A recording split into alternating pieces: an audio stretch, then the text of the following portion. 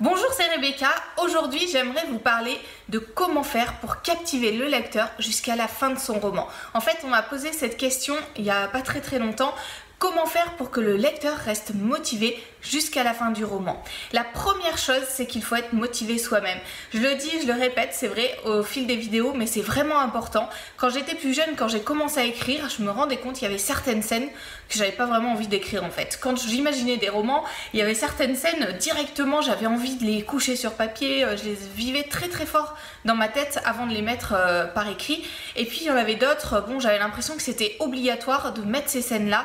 Et en fait ça m'ennuyait un petit peu et je me suis rendu compte au fil du temps qu'en fait il fallait pas que ce soit le cas. S'il y a des scènes vraiment qui vous ennuient, s'il y a un ensemble de choses que vous n'avez vraiment pas envie d'écrire, c'est tout simplement qu'il faut que vous cherchiez une autre solution pour amener les choses autrement dans votre roman, pour être vous aussi captivé par ce que vous êtes en train d'écrire. Sinon, impossible de captiver le lecteur, impossible de le garder motivé jusqu'à la fin de votre histoire. Le deuxième point, le deuxième conseil que je voulais vous donner par rapport à cette question, c'est d'être clair dans ce que vous dites à votre lecteur. Il n'y a pas longtemps, j'ai lu un livre, alors je ne l'ai pas lu en entier, j'ai lu peut-être 100-150 pages de ce livre. Et c'était une histoire, en fait les personnages m'intéressaient, le contexte m'intéressait, mais je n'arrivais pas à comprendre quel était le cœur de l'intrigue, qu'est-ce qui faisait vraiment qu'est-ce qui motivait la création de cette histoire. Et au bout de 150 pages, j'ai laissé tomber parce que franchement j'en avais marre de chercher, je comprenais pas qui étaient vraiment les personnages, je comprenais pas vraiment pourquoi ils étaient ensemble, je comprenais pas vraiment leur but dans l'histoire et c'était vraiment déstabilisant et voilà, j'avais simplement pas envie de continuer dans ces conditions là. Du coup j'ai arrêté la lecture. Donc si vous voulez que votre lecteur reste motivé, captivé jusqu'à la fin de votre histoire, pensez vraiment à être clair dans les informations que vous lui donnez. Bien entendu, il y a des choses qui doivent être mystérieuses, qui restent cachées, mais vous devez donner les informations de base à votre lecteur pour qu'il comprenne où vous voulez en venir. Donc, premier point, être motivé, captiver vous-même. Deuxième point, être clair dans les idées que vous transmettez. Troisième chose, travailler vos idées en profondeur pour que vous soyez capable d'amener de la valeur à votre lecteur, que vous soyez capable d'amener des surprises à votre lecteur. Si vous mettez sur papier directement les premières idées qui vous viennent sans y réfléchir de façon plus approfondie, il y a des grandes chances que votre lecteur aussi ait les mêmes idées et que du coup, voilà, il ne soit pas surpris par ce que vous lui amenez, il ne soit pas captivé non plus. Donc faites attention à ça. Si vous voulez captiver votre lecteur, eh bien travaillez vraiment vos idées en profondeur. Il y a bien entendu le style d'écriture aussi qui joue. Si votre style est lourd, si vos phrases sont mal construites, s'il y a des répétitions à longueur de phrases, votre lecteur va très rapidement aussi avoir envie d'abandonner la lecture. Moi je sais que je ne supporte pas les livres qui sont mal écrits.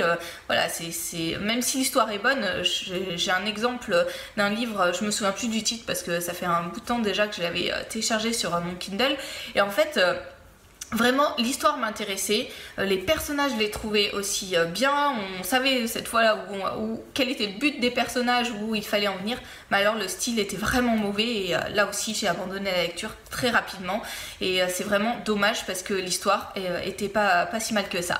Et puis dernier point, mettez du dynamisme dans votre roman. Il ne faut pas que ça soit simplement un documentaire, un flot d'informations comme ça que vous donnez à votre lecteur. Il faut vraiment qu'il y ait des rebondissements, qu'il y ait de l'action, qu'il y ait une histoire qui avance, une intrigue qui progresse avec votre personnage, qui est voilà, des éléments qui viennent pour mettre du dynamisme dans votre histoire. Et ça aussi c'est vraiment important. Encore un exemple, une de mes lectures du mois, alors vous savez que j'ai beaucoup lu ce mois-ci si vous me suivez un peu parce que du coup je participe au prix de l'autre édition en tant que jury, donc j'avais 5 manuscrits à lire et il y en a un que je suis en train de quasiment terminer en ce moment, mais il y a des grands passages au milieu que j'ai sauté, pas parce que ça m'intéressait pas, mais parce que en fait il y avait une dissociation en fait entre une sorte d'histoire, une trame avec un personnage ou enfin plusieurs personnages que j'aimais accompagner, il y avait vraiment de l'émotion et puis au milieu on a l'impression qu'il y a des grands passages qui simplement explicatifs du contexte historique de l'époque. Alors c'est pas fait vraiment de cette façon là, c'est pas fait façon documentaire, mais Vraiment, c'est l'impression que ça se donne à certains moments, l'intrigue principale est coupée et on a un flot d'explications et franchement au bout d'un moment, moi je saute les passages parce qu'en fait on comprend pas la logique de la chose. Donc faites attention à ça, votre roman doit être dynamique, ça ne doit pas être un documentaire. Les informations sur le contexte sont là pour donner de la profondeur mais pas pour prendre le pas sur l'intrigue principale. Alors pour aller plus loin, pour justement donner du dynamisme à votre histoire, eh bien on va s'intéresser cette semaine dans la formation qui va sortir jeudi à comment dynamiser son roman en regardant du côté du cinéma. Vous savez que j'aime énormément, alors pareil si vous me suivez un petit peu depuis quelques temps, vous savez que j'aime énormément aller piocher dans d'autres genres littéraires ou d'autres arts, enfin bon voilà, j'aime bien aller regarder de droite de gauche. Vous l'avez vu la semaine dernière avec mes techniques de créativité empruntées au monde de l'entreprise, et cette semaine je suis allée regarder du côté du cinéma parce que c'est un domaine que j'aime énormément et je pense qu'il y a vraiment des choses à apprendre du cinéma pour venir, et des films en général, pour venir dynamiser ces histoires. Donc on va parler de ça dans la formation de cette semaine. Vous pouvez déjà réserver votre place en cliquant sur le lien qui s'affiche dans la description. Elle est bien entendu comme d'habitude à prix préférentiel. Aujourd'hui c'est le prix le plus bas, donc allez-y directement et le prix augmente tous les jours, n'attendez pas. Réservez votre place et puis on se retrouve pour aller plus loin sur ces techniques de cinéma dans cette formation, d'autres conseils aussi dans d'autres vidéos. À très bientôt.